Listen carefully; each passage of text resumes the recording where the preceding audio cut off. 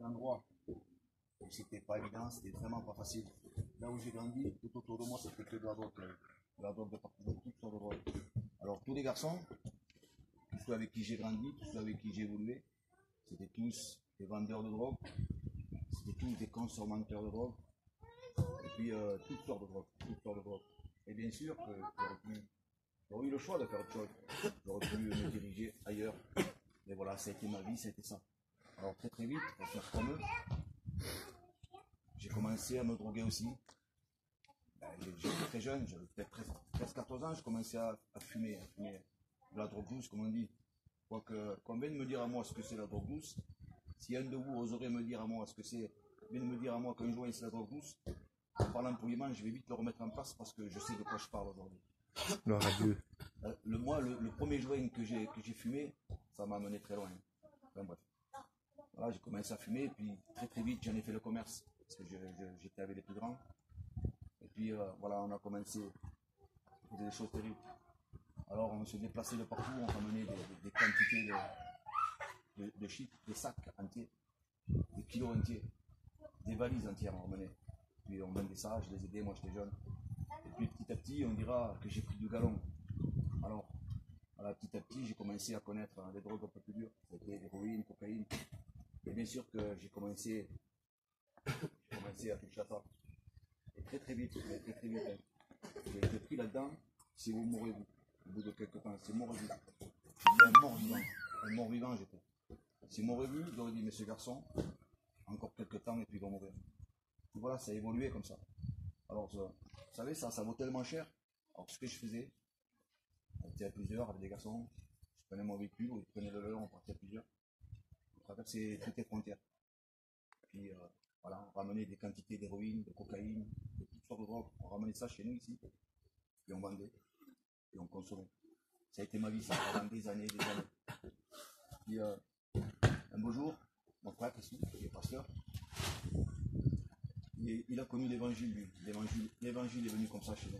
Et puis un jour, il vient chez nous. Moi, je vais essayer de faire vite quand même. Et lui, au bout de quelques temps, il s'était baptisé. Il avait rencontré Jésus une fois de ça. C'est comme ça. À l'époque, on s'appelait les Alléluia. Je me souviens qu'un jour, il est arrivé, il s'était baptisé. Il était là en train de nous exposer le bonheur qu'il avait. En pleine face comme ça, moi qui souffrais de martyr. Et on était dans la chambre avec mon père, toute la pièce. Et moi, je ne peux pas me rendre compte ce qu'il a fait. Il est tombé dans une secte, il a fait un lavement de cerveau, c'est fini pour lui. Bon, bref, moi, ma vie, elle continue comme ça pendant des années. Et puis un beau jour, il y a une mission qui était venue. Et dans cette mission, il y avait mes cousins, moi. Il y avait un chapiteau, ils avaient monté un chapiteau. C'était beau, terrible, des campings de partout. Et j'apprends qu'ils sont là, je veux les voir, moi. Qu'est-ce que je fais? Je prends ma voiture, je rentre dans ce terrain-là, je passe devant ce chapiteau. J'avais les yeux comme ça, tellement que j'ai drogué. J'avais plein de doses dans les poches et avant. Et là, je passe devant ce chapiteau, et puis je descends de ma voiture, je me mets 150 mètres. Allez, 150 mètres par là. J'étais assis sur le marché de la camping, comme ça.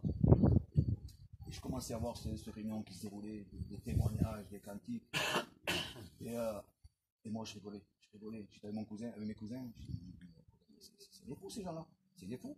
Ils prient un Dieu imaginaire. Et puis regarde comme ils sont heureux, terribles. Alors ils avaient au moins ça, je les voyais, ils étaient heureux, mais il n'empêche que pour moi c'était les conneries qu'ils faisaient, pour moi c'était un Dieu imaginaire. Et puis la soirée se déroule, et puis tout le monde s'en va, je me retrouve là seul.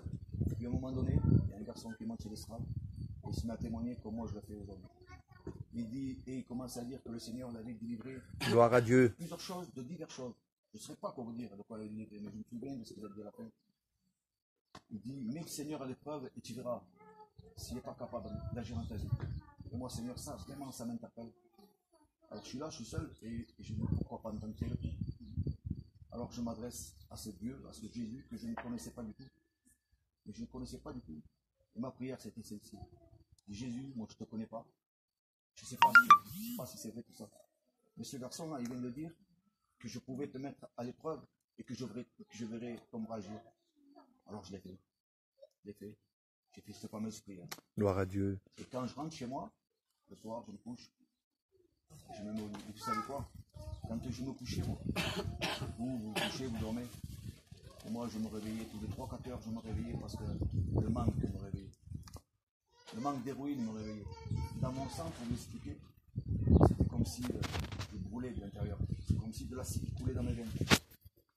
Et là, je passe une nuit extraordinaire. Et le matin, vous avez vu le matin, puis le matin était rouge, je ne prête pas attention à ça, puis il est vers 1h de l'après-midi comme ça. J'étais devant la télé, je vois le journal télévisé. Et de ce coup, je me mets à penser à l'héroïne. Et là, je venais de réaliser en fait. Le Seigneur m'a fait tous ces gens que je traitais de fous. Mais en fait, il avait raison. J'étais guéri instantanément. Gloire à Dieu. Instantanément, guéri instantanément. Quand j'avais pas d'héroïne, je prenais des grosses quantités de méthadone. Quand j'avais pas d'héroïne, il fallait des tubes comme ça, là, des méthadones. J'avalais ça comme ça pour essayer de calmer ces douleurs que j'avais. Et là, j'étais guéri totalement, instantanément. Et là, j'ai vu le miracle de Dieu. Et puis, il s'est passé une chose terrible. Enfin, une belle chose, une grande chose.